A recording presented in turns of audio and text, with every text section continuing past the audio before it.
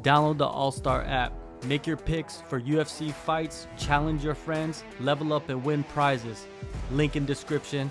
Get it now. After your last fight, you know, people are wondering like what you were up to, and then you posted that picture of you in Vegas with I believe it was Sean Strickland and somebody else. I forgot who it was, but people are talking about that picture, man. Did you see all the reactions to that? I saw a little bit. I mean, at this point, it looks like anytime I post a picture of anything, for some god given reason, MMA community it goes viral. So, I mean, it is what it is now. But yes, I did see the. It was me and Michel Pereira. Just got done doing some sparring. I was there for my teammate Trevor Peak, who fought that weekend. So yeah, I was there. Being able to see a lot of the things and got some really good rounds in. Definitely want to give a great shout out while I was there to my boy Reese Watkins. Reese, he's an up and coming fighter, man. He's 5-0. Just a little props to him, man. He's gonna be a beast to come up, and he's in the middleweight division. It was really good to get some good rounds for my upcoming opponent. So yeah, I'm really excited, and yeah, it was good to get those rounds in. Always have fun getting rounds in at Extreme Couture. Definitely, man. It seems like that's like one of the spots that you train at frequently compared to anywhere else. Yes, it really is. I go there. I get a lot of like really good overall rounds. There's a lot of bodies, especially at middleweight. I mean, and plus, you never know who shows up in there. I mean, yes, I've sparred Sean Strickland multiple times. I've sparred Chris Curtis multiple times. Blessed to be able to spar Michel Pereira. Had a few rounds and grappling stuff with Roman Dolidze. I've seen it just about all. There, Sai, who's the PFL Yeah. champion. So I've had opportunity and been blessed to go with a lot of high level guys there. So that's the reason why I'm really confident. I know where I belong. Yeah, how has it been, outside of just like the training though, but networking with these types of fighters, man? I think that that's something that people don't really talk about. They always ask you about, "Oh, how is it training with this big name and that big name?" But networking, I mean, not even with big names though. It's just like just the MMA community. Well, see, this is the thing. It's like for me personally, it's like I've grown a lot in this game, and I just got into this game 4 years ago. So seeing all of this stuff is still new to me in a way. So I don't necessarily have these like, not saying like, oh, I don't like not that I don't know them, but it's more the fact it's like nothing really surprised me. They're just like another guy, and I do build up that connection. I do build up like, hey man, how you doing? Like, hey, let's get some training in. And now I'm starting to build up my name a little bit. People are willing to invite me to come in and like, hey man, let's get training. Or I get a lot of different type of things respectfully from other big time fighters, and it's a blessing. I feel like it shows a testament to how hard I've worked, but also it's like as you grow in the game, that those type of things are happen. And yeah, I mean, you gotta remember, like when I wasn't much in the game, people, I bet it was wondering, like, who is this guy? Or what is it? Who is this guy? Who is this little small fire hydrant joker walking in here? Now I get a lot more of a little bit more respect, and like, oh, we know who that guy is, and yeah, and it's just growing, man. Yeah. It's just growing. I don't think too much about it. And yes, I've made connections all over. I mean, heck, people within the UFC. I mean, people within PFL, Bellator. Like, I make Yeah. connections all over the fight game. I mean, I know people, and it's been a blessing to be able to have that and just really be able to grow, not only just within as a fighter, but in the MMA community. Yeah, and also there's not many guys built like you. So if like someone has an opponent that's similar to like how you're built, it doesn't even matter if they're heavyweight, right? You could come in and you could actually help a lot of guys, right, for camps if necessary. Right. I've definitely been asked, a few times by certain guys, high level guys, like come in, let's see your want to bring you in, like, because people definitely see obviously my wrestling and my jujitsu. So it's people like, hey man, bring them in, like let's see. And it's been a blessing, man. Try to give good looks to high level guys, and that just isn't for them. That makes you better. It's like okay, and that builds up confidence for yourself as well. So it's been really good, man. And I just really believe that by doing this type of stuff, by seeing myself out there, by going constantly getting rounds, I know where I belong, And I granted that's practice, that's training, but not anybody in the world can just go and hang with some of the world's best and be able to just call it, oh, it's just practice. Yeah. You obviously got to have that skill set somewhere, and I really do believe, and I know where I'm at. And respect to other guys, it's like I know we're eventually going to get towards it, but it's like I think sometimes, granted you have the Contender Series, and I think certain times a lot of people don't show the respect to the other guy enough. Mhm. Um, it like whoever loses, they're like, oh well, he's not that good, he lost. And like, no, that guy. There's a reason why they brought him on there. They obviously think he's good enough to potentially be in the UFC. So there's a reason why they brought him on there. And that's respect to Cam. Mhm. It's like Cam had a lot of weapons and a lot of tools. I know people sleep on him, and it's like it is what it is. But like Cam had really great jujitsu. What people don't understand is Cam subbed majority of his Mhm. opponents, and then granted he built up that striking over time to where he was able to win the King of the Ring multiple times. Cam has a lot of different qualities. He was a really good fighter. So it I feel like I'm a really good Mhm. fighter. So when you get them meshing, some things is gonna be hard to do. And I think stuff like that isn't looked at enough. Like that potentially could be a higher level promotion or a UFC type of fight rather than a Contender Series fight. And we've seen that on Mhm. multiple occasions. We've seen guys, one of my favorites, obviously Sadiq Yusuf and Mike Oh. Davis. Incredible fight. Obviously, Mike Davis lost. He had to go back on the regional things. Did that make Mike Davis wasn't ready for the UFC? Probably not Mhm. at that time, but I'm willing to bet you even if he won that fight, he still would have been ready for the UFC because he was good enough. Mhm. It's like that was an epic fight. And there's a lot of fights like that. So I think most times some people got to give respect to the other side. Oh, obviously, man. Cam, he's gonna eventually be in the UFC just like yourself. It's just a matter of time. Yeah, you fought twice on the Contender Series, won both fights, and still getting signed. A lot of people look at it as a negative thing. I don't understand why that would be a negative thing. You know what I mean? Like, I see you as more of a positive person. What do you take away from those two fights, and then getting signed for another one a couple weeks later? You're just like, because it's a up and down roller coaster, right? You're like, do they want me? Do they not want me? Like, what's going on? Dude, this has been an incredible year. Starting off, you're right, starting off all the way back to last October. Like October 10th. It's funny, it's about to be exactly a year. Now, granted, a few days before the 10th, but still, October to October, exactly 12 months. This has been nothing but a roller coaster from winning on a contender, not getting a contract, to being supposed to being on the Ultimate Fighter, didn't get selected for that, going and having one of the most viral knockouts of the year, then to go on and fight again on the Contender Series, just to get said no. Telling reviews get signed back and now have an opportunity in history to where nobody's ever won three times on the show. There's only been two to fight three times on the show, but there's never been somebody to win three times on the show. And I just feel like it's a opportunity and a blessing to be able to go in here and be able to accomplish that. Is I don't ever look at a win as a negative. Now, will I say, was I happy about my performance? No, I was not.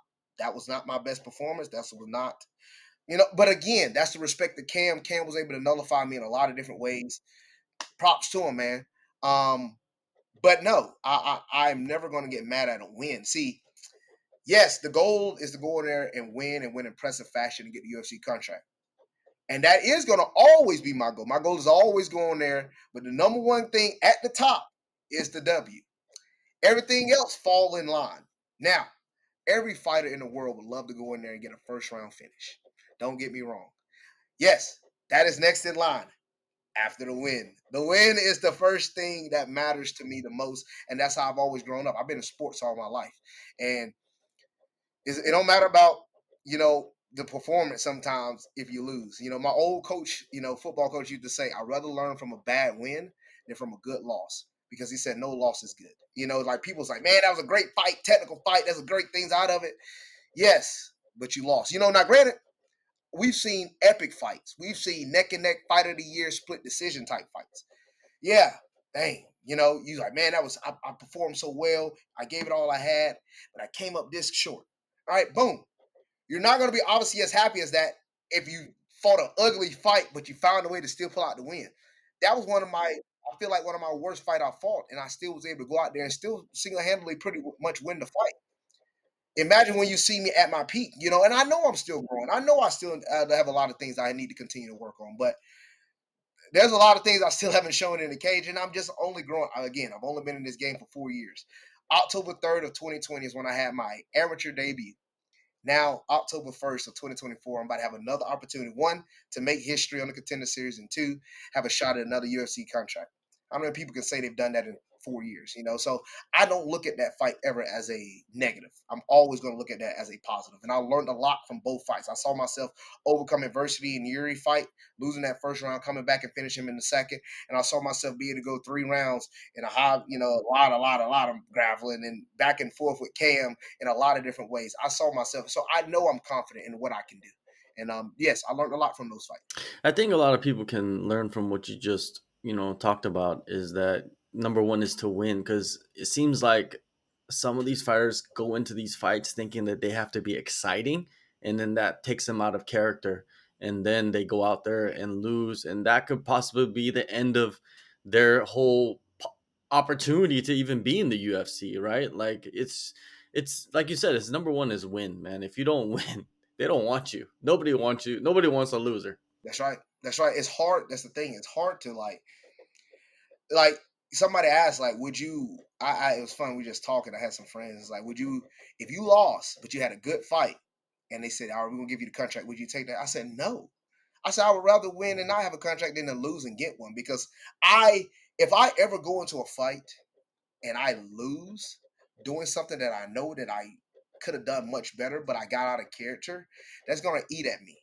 I've done that before in wrestling before. Like I've wrestled one time, something went south. I tried a move that we was learning that week. Went against a guy, he tripped me, put me on my back, and pinned me in 15 seconds. That ate at me for the rest of the year because he tries to hold that. That was actually the year I won my first state title. Now, granted, we wrestled the next 2 years. I beat him 6 times in a row. So I knew I was better, but I went out there and tried something that I never was really good at that I tried to learn in a week. All right? Didn't work. Granted, I learned my lesson from it. And I said, I'm never going to allow somebody else or something else to negate me from doing what I always do. Until I'm 100% confident in it, like Bruce Lee said, I'd rather fear the man that can I'd rather fear the man that can practice one kick 1,000 times than 1,000 kicks one time. It's like until I get that certain skill set up to par, I'm not going to take no chances on it up to until it's time. And there's a lot of things I do really good here in training. And again, it's more repetition, more opportunity, more seeing myself in the cage. And it's only gonna get better as I grow, man. Like nobody became champion in day one. It takes time. So I know where I'm at, and I know where I'm gonna grow and be. For sure. And let's talk about this opponent, man. Abdullah Rami. What do you know about him, man? Like, what do you think of his fighting style? Abdullah Rami, really good fighter, man. I mean, he comes in with a Muay Thai base, kickboxing base. He's been doing kickboxing for a very long time, and yeah, the man is definitely explosive. He throws a lot of hooks, comes out very hard. He does some good things, man, and I definitely tell you he has the intentions to finish. And I really excites me because I think this is a fight where it will allow me to open up a little bit more as well. So yeah, I see a lot of really good things out of him. I know he fought in the PFL last year in Europe. Had some complications of being able to finish that tournament, but yeah, man, he's done a lot of really good things. And really excited to see how he comes out because I know those fights were at 205. He had been fighting at 85 majority of the time, but I think he probably tried to pack on some weight for 205. Now he has to cut back to 85. So we'll see. And I know he was planning for a different opponent, Logan Woods, who I know of at Nashville MMA, which ain't far from here. And Logan, completely different style than I had. So for him to have to prepare for me, on shorter notice, is definitely could play dividends. But also me preparing for him on shorter notice as well. But I don't feel like personally, like I just got out of camp for camp, only to turn around a week later and be like, "Hey, you coming back in about 4 weeks?" What? It's like, so I basically didn't get out of camp. It was good for me to take almost a week off, allow my body to, rejuvenate, recover a little bit and jump right back in. I didn't take nothing brutal, besides my nose, but it's healed now. So um, I'm all good and go. I'm ready to go now. So I'm ready. I'm ready for October 1st. Have you ever entered a fight thinking like, man, this dude might have a size advantage over me? Have you ever entered a fight like No, I've never. Yeah, I've never have. Oh well, take it back. One, but it's like even then, I'm like, I'm just as strong. that? I fought Jake Zog. He was a heavyweight. Mm. That's the one when I had to put on a weight vest to make Yeah, weight yeah, because we have a limit, a 225 limit.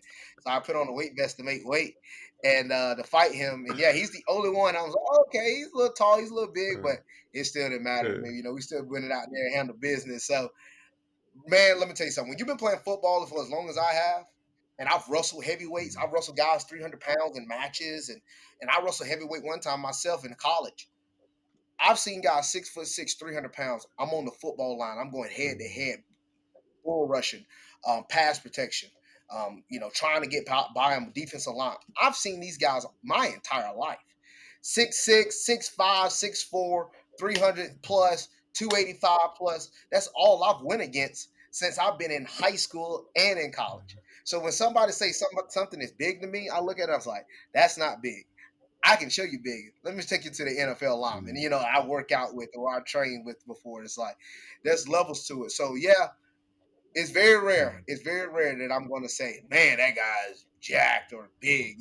Especially like in the fight game for myself. It's like you could be like tall in stature, but like in width and muscular, it ain't me. I will tell you this though, the boy Sean Strickland, he's thick. That joker got a gut on him right now. I was grappling with him not too long ago. I'm like, man, you heavy right now, boy. So yeah, but besides that, no, not really. Yeah, man. Yeah, it's gonna be an interesting fight, man. Because like you said, you get an opportunity to make history with 3 wins and get signed to the UFC, which I like I have a lot of confidence in you, man, that you're gonna be eventually signed to the UFC. It's just a matter of time.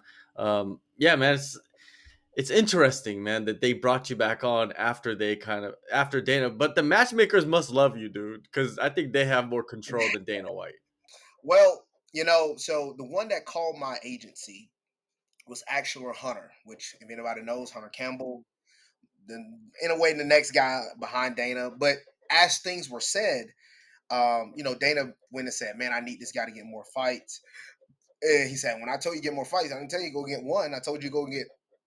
Two or three, three or four, and I'm like, well, for one, personally, that's gonna be really hard for me to be able to do. So it's not like many guys are jumping on the block to fight me, and we've tried that. It's not easy for me to find fights on the regional scene, but but Dana, obviously had an opportunity, and we've done things, and Hunter was like, yeah, definitely had to bring him back because it wasn't right. My first 4 months of the year was squashed because I was supposed to be on Ultimate Fighter, and literally the day before we're about to get my phone taken, they said, "Hey, we're going a different route," and I said, "Okay," and it's like, what can I do? It's like, all right, well, I just wasted 4 months out of the year. What's next? So that was the reason why. Because I usually, if anybody looked at my track record, I usually fight at the beginning of the year every year. Because I like to. I like to go ahead and get this year started. My breaks is usually around Thanksgiving or Christmas. January, halfway through February, I'm in camp or getting ready, and we're going and we're fighting either March or late Feb, or even April if it has to be. So I'm always trying to fight early in the year. I'm not trying to. I don't like to have that much in between time. I like to have a break, like a little bit more than 4 to 5 weeks before a fight than this, but. I like to stay active. Like about every 3 to 4 months, I would love to see myself in that cage.